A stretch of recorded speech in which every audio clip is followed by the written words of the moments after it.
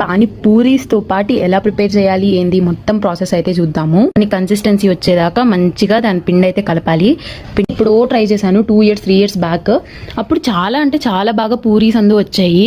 ఇప్పుడు ఎలాగ వస్తుందో ఏమో అనే టెన్షన్తోనే స్టార్ట్ చేశాను. అందుకని కొంచెం కొంచెం వాటర్ వేసుకుంటూ కలుపుకుంటూ ఉండాలి. కలిపే కొద్దీ మనకి మెత్తగా వచ్చింది, వైట్గా అయ్యిద్ది పిండి. సో ఇంకా మా అమ్మ నేతృత్వంలో అయితే నేను ఈ పిండి అంతా కలిపేశాను.